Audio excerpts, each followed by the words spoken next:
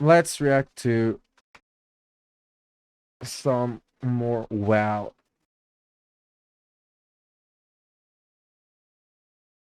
World of Warcraft most memorable moments.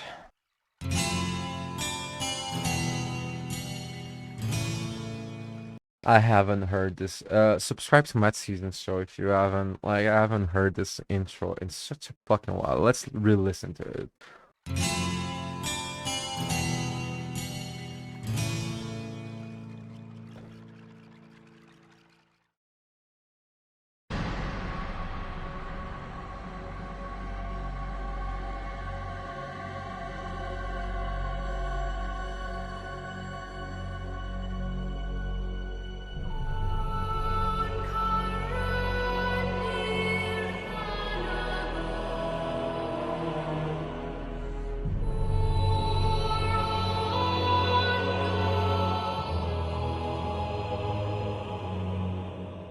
Hey guys, what's up? Mad Season here, back with another video for you. It's the 13th anniversary of World of Warcraft, so I thought it might be appropriate to take a look back and note some of the more memorable moments over the game's history. It's crazy to think that this game was released 13 years ago, but here we are. So, in no particular order, let's start with the old AQ40 opening event. If you ask people what's the biggest, most epic single event in the game's history, this is going to be one of the more popular answers. This of course occurred in vanilla. There were two raids, the 20-man Ruins of Ahn'Qiraj and the 40-man Temple of Ahn'Qiraj. But they didn't release like any old raid where they were just patched in. Rather, there was an event leading up to it where both factions had to pull resources together for a war effort to open the gates leading to the raids. The war effort was like insane. This was a pretty big deal at the time because we still had a big faction rivalry.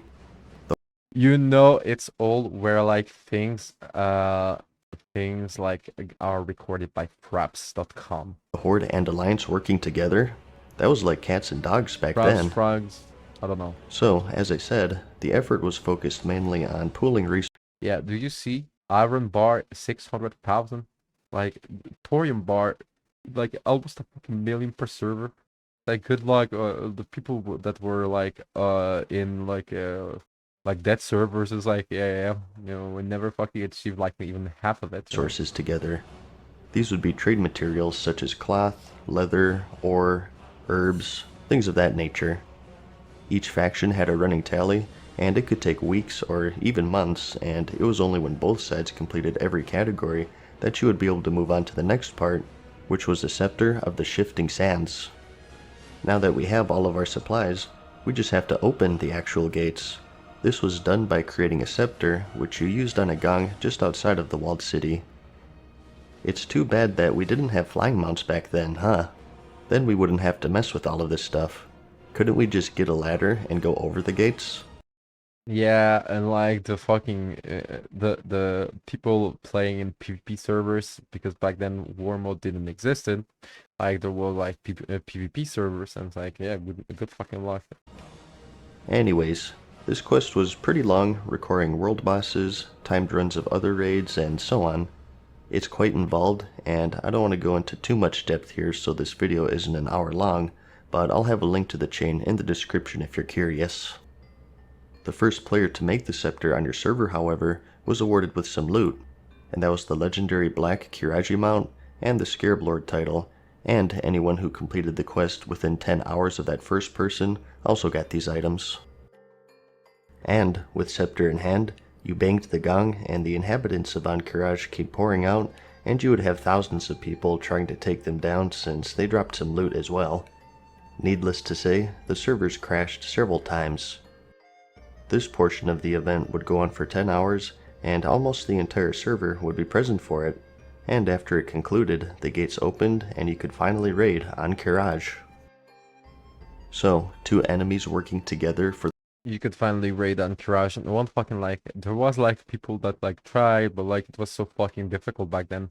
And the 20-man raid, fine, but like it was so fucking like because it was past Blackwing Lair, and some people, at least for me, I finished at Burning Crusade. I only finished Molten Core, and I stepped into Molten Core, Onyxia, and I stepped Zul'Gurub, and I stepped into Black Moon Lair, but that's it. But quite quickly. Never even like learned about like Naxxramas. Like I knew that it existed, but like The first time in game, crafting this ancient scepter, banging the gong, and chaos unleashing. It was quite the memorable event, and to commemorate it, Blizzard has an in-game mini-event on the 21st of January of each year. And next on the list, we have something outside of the game. It's probably one of the most controversial things that I recall for World of Warcraft in its 13-year run so far, and that's the Real ID forum fiasco. Real ID, if you don't know, was a feature that was added back in 2010, and it gave you a number of features. You can chat with your friends across a number of Blizzard games, group together cross-server, and some other stuff. One of the most notable things though is that Real ID friends display their actual real names to each other. Now, what the actual purpose or value of that is anyone's guess, but the point now is that it's optional. And that's because eventually they released the Battletech system, which is basically the Real ID system, but with a pseudonym in place of your real name. yeah. Before the Battletech's inception, that itself was somewhat controversial, but what I'm talking Yeah, because the problem was that like back then, like not everyone had like the double identification or like the number verification, the phone number verification, and the problem is that like basically like people knew like you logged in with your email account, like in the game. There wasn't like so basically you log in, and if you want to make a new friend, you basically give your some of your login information to fucking strangers. So that's what this fucking about sucks. here was the time that this Real ID system was almost made mandatory on all Blizzard forums. Instead of sharing your personal identity with a trusted friend, it would be shared with random strangers on the internet. It's done as an effort to cut back on trolling or other unpleasant behavior. Their mindset is that people will be less volatile if their real-life name is stamped onto their posts. However, this change wouldn't be retroactive to the classic Blizzard forums with any post already made. As you would imagine, this was met with widespread negative feedback, with people venting concerns of privacy and security, that it would turn the normal everyday trolling into real-life trolling. Hundreds and probably thousands of third-party websites published articles about it, but the feedback didn't stop with simple words.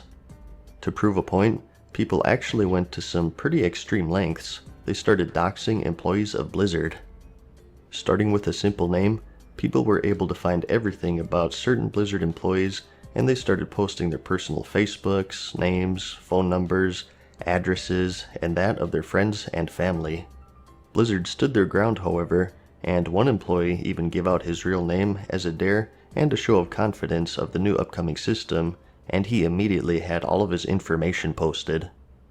People posted notes on his front door, pizzas were ordered, they found his Facebook, which he soon deleted, and all sorts of stuff. And apparently, they did the same to his family members. God So, damn, in summary, they're ruthless. it was a giant catastrophe, and just 3 days later, Blizzard officially announced the cancellation of the Real ID aspect of the 3 days later? 3 days? No, forum changes. 3 months, The right? forums were slightly less volatile due to the new rating system and more moderation, but to this day, it stands as one of the biggest controversies in World of Warcraft's history. Certainly memorable, but in a different sort of way. Let's go back in game for a moment. For this one, we're going to go over a moment that wasn't created by Blizzard, but rather the players. An event so big that it's used as a model for real-world research, and that's the Corrupted Blood Plague incident. Now, I know this has been covered to death, but let me give you a brief Yeah, like this is an interesting, like it was used by actual like by basically people that study like infectious like diseases and stuff, how like a population will react. It was used as a case study. summary of just what the heck happened and how things got out of hand. In patch 1.7, we got a new raid called Zul'Gurub. This was a 20-man raid focusing on the jungle troll tribes of the Stranglethorn Vale Zone. The last boss, Hakar, is the source of the plague. He had an ability called Corrupted Blood, which was a debuff that he put on the players. It would deal some damage to you, and if anyone was near you, it would spread to nearby allies. So normally for the fight, if someone got this, they would have to go over to the side as to not spread it to the rest of the raid. But either intentionally or otherwise, someone found out that pets could also get this debuff, and if you dismissed the pet while it was afflicted, it would still be afflicted if you resummoned it later. So naturally, what happened? Someone eventually went to the most populated place that they could find, typically an auction house of a major city, and they called their afflicted pet and watched chaos ensue. Nearby players would get the debuff, and it would spread like wildfire. As soon as the first server was hit and word spread, players started intentionally doing the same thing on other servers, and the once bustling cities became graveyards. This was eventually fixed by Blizzard, but it's remembered. Let me just check one thing real quick. Okay. As the biggest pandemic in gaming history, so much so, like I said, it's used as models for real-world epidemic and even terrorism research. Certainly, a memorable moment in the game's history is the release of the Cataclysm expansion. Expansion releases are always memorable, but Cataclysm was on a different level. Like the fucking like cutscenes of these fucking games were so ahead of its time. Like you can watch them. You can watch the fucking cutscene of WoW Classic, and it still looks like better than most cutscenes, than most like introductions to a game these days. It's insane. They really understood what how to be memorable, you know? It was with this expansion was when the entirety of the old world was recreated from the ground up. Every single zone, quest, their rewards, everything was rebuilt and reimagined, and with it, the line between classic World of Warcraft and current grew 10 times larger, and it was when that whole vanilla versus current argument really started to pick up. Azeroth had gone under renovations, and the old world we knew was lost forever. And aside from that, we also had flying, which was huge, changes to skills, the talent system, the reforging system, 2 new races in addition to all of the normal expansion stuff such as new zones and the increased level cap. This expansion was the most extreme in terms of change for World of Warcraft. Whether it was positive or negative is still a point of debate between players these days. Many people see it as a great expansion which made huge strides in accessibility to the game, and others saw it as the true end of the hardcore nature of the game, especially with the introduction of the LFR system, which is event number 5 on our list. For its entire existence, Yeah, because like these days, well, with classic, people get to experience that, but like people only playing with retail, even I cannot fucking believe that like I was able to fucking find groups to do dungeons this much in such an easy like without like any fucking LFR, just by spamming like in capitals. Who wants to fucking do Colomeds or BRD, you know? Like but yeah, but like LFR really changed, but like I think for the better, because like I always tend to people always tend to forget the fucking like well, the average player, the new player, etc. And for the new player, it takes away some things, but also like they get to experience a lot more. the main course for most people in World of Warcraft is raiding. You level up to the max, you gear up initially through dungeons, join a guild, learn your class, etc. All for one thing, raiding. This all changed in patch 4.3, where you could complete the final raid, Dragon Soul, using the new Raid Finder system. The introduction of this feature was, and still is, a very polarizing thing between players.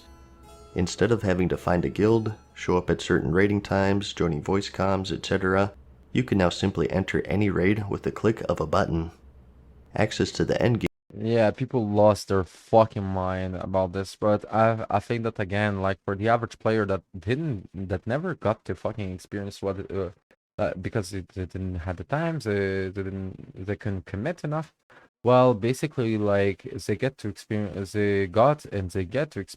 the end game and the story of the end game, because like some people they like they play WoW for the story, believe it or not. Game is limited now just by your character level and a low gear level. And due to this, the boss fights themselves are pretty easy and watered down to compensate for no communication, people not reading up on strategies, and so on. Before, the reason you would raid, of course, was gear, but also to see how the expansion unfolds, to quote, Exactly. finish the game, and I use quotes there because you can't truly finish an MMO. Now, with LFR, the only reason to do the harder raids is for better gear. Everyone can now finish the expansion without needing to put that effort into it. Some people like this because they want to experience the whole game without having to dedicate time to it that they don't have. And others see it as Yeah, an exactly. unacceptable slap in the face that someone who plays far less than them is gifted the privilege of seeing the same content as them.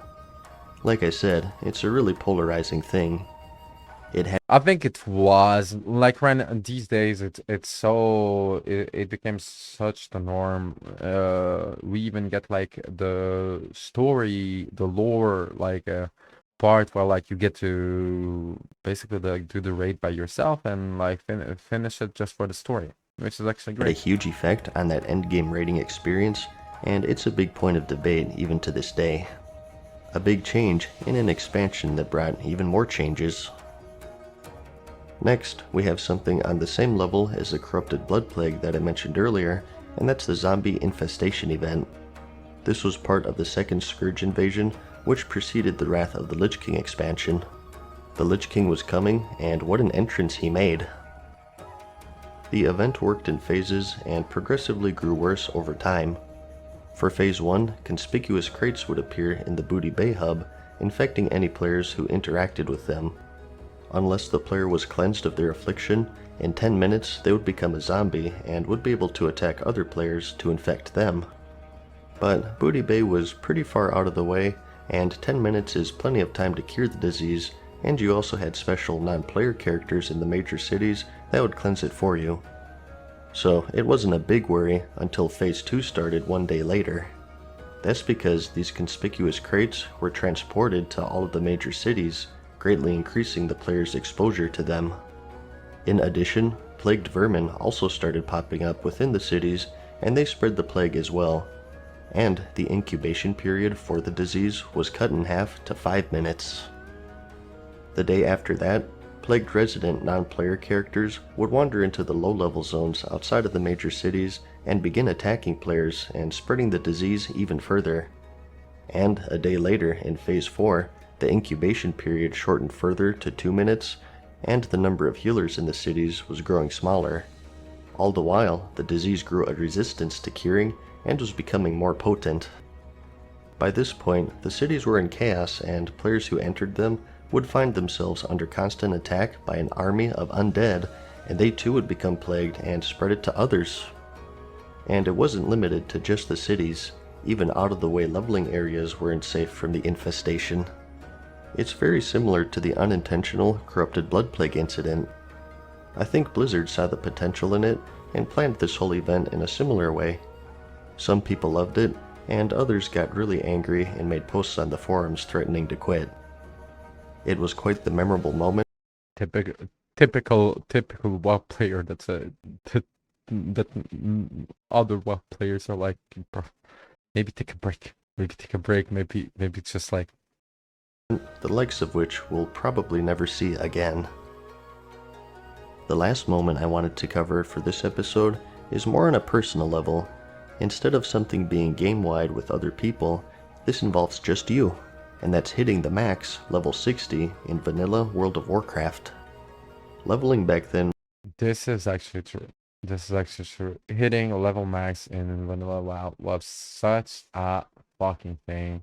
Like it continued if you actually like if you started the game like I think that like until Cataclysm, hitting the level max in WoW was something great for like if you were a new player. But level 60 was something because it was like months and months and months and months and months of just like like it wasn't grinding even. It was just questing. And then you get to fucking like level max and you're like, what the fuck is going on level max? And you get to discover that like level max is just like the beginning of a new whole story for you, you know? Where it's like, and there's raiding and there's PvP and like it's insane. Was actually a pretty big deal. Nowadays, with heirlooms, XP potions, better quests, the dungeon finder, and so on, you can get to the max level in a few days. It's possible. But in vanilla, you had a 60 level journey in the old world, and it would take months. The quests were far more sparse, and it wasn't uncommon to run out of them at certain level ranges and having to grind mobs or dungeons to fill the gap. And the actual quests themselves were much harder, not due to just the enemies being tough, but also the class balance. Depending on your class, pulling 2 enemies would be a death wish as opposed to how it is now, where you can pull and kill several with ease. And not only that, but you also had group quests where you needed to kill elite enemies. The dungeon finder didn't exist, so you had to run across the world to actually reach them. And they were guarded by elite enemies. And people fucking went, and you can see that with classic people still fucking go, and it's insane. But because like before like classic got released, for players like me, I was like, you will never believe like the amount of efforts people used to do just to go to a dungeon. Like the best example is like BRD, or like I don't know, some lost like BRD, or like Skullmans, because like there was like the fucking like Stratholme and stuff, but like Skullmans was such a like an odd one, you know. Well, like, and people didn't finish like it, like because like it was too like BRD, for example, or Skullmans, people didn't finish usually these dungeons because it was too fucking hard, too fucking difficult. People used to like stop at a certain point and like the and not finish it.